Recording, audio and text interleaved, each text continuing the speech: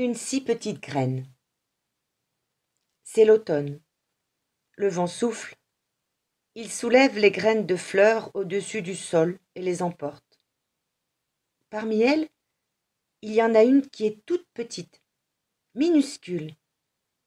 Est-ce qu'elle parviendra à suivre les autres? Et d'ailleurs, où vont-elles toutes ces graines? Une graine vole plus haut que les autres. Elle monte, plus haut, si haut qu'elle se brûle aux rayons du soleil. Mais la toute petite graine est toujours du voyage. Une graine atterrit au sommet d'une montagne couverte de glace. Là-haut, la glace ne fond jamais. Elle ne pourra pas s'enraciner. Les autres graines poursuivent leur chemin, mais la plus petite graine est un peu à la traîne. Les graines traversent l'océan. Une graine tombe à l'eau et coule. Emportée par le vent, les autres continuent, mais la plus petite ne vole pas aussi haut qu'elle. Une graine se pose au milieu du désert. Il y fait chaud et sec. Elle ne pourra pas pousser. La toute petite graine vole presque au ras du sol, maintenant, mais le vent continue à l'entraîner. Soudain, le vent cesse de souffler et les graines tombent doucement sur le sol. Un oiseau arrive et picore une graine, mais pas la toute petite. Elle est tellement petite qu'il ne la voit même pas. Pendant l'hiver, les graines se reposent de leur long voyage. La neige les recouvre d'une couverture blanche. Dans le sol vit aussi une souris. Comme elle a faim, elle grignote une graine pour son repas. Elle ne remarque pas la toute petite graine qui dort tranquillement. Puis le printemps arrive. Les graines gonflent, s'arrondissent et enfin elles s'ouvrent. À partir de ce moment-là, ce ne sont plus des graines, ce sont des plantes. D'abord, elles plongent leurs racines dans le sol. Puis, leur tige sort de terre, les feuilles se déplient et elles commencent à grandir. Mais il y en a une qui pousse beaucoup plus vite que les autres. C'est une mauvaise herbe.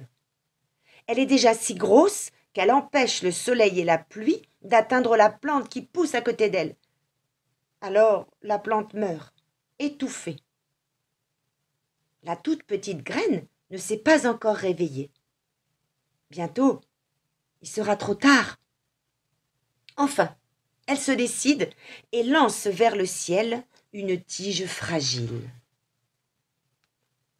Le retour du soleil invite les enfants à reprendre leur jeu au jardin. Eux aussi attendaient le printemps. Un enfant se met à courir. Il n'a pas vu les jeunes plantes. Oh, il en a cassé une.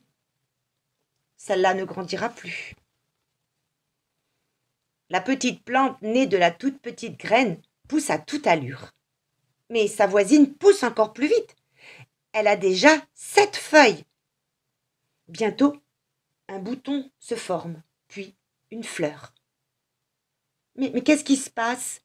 D'abord, il y a un bruit de pas. Et puis une ombre s'étend sur les 2 plantes. Une main s'avance et brise la tige de la fleur. Un garçon l'accueillit pour son ami. L'été est là. Il ne reste plus qu'une plante. Celle qui est sortie de la toute petite graine. Le soleil la réchauffe. La pluie la rafraîchit. Elle se couvre de feuilles. Elle pousse, encore et encore, comme si elle ne devait jamais s'arrêter. Bientôt, elle domine les gens, les arbres et les maisons. Au sommet de sa tige, une fleur s'ouvre, si grande qu'on vient de partout pour l'admirer. Tout au long de l'été, oiseaux, abeilles et papillons s'empressent autour d'elle.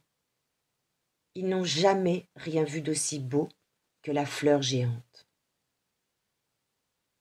Et puis l'automne revient, les jours raccourcissent, les soirées fraîchissent, et le vent en soufflant arrache les feuilles jaunes et rouges.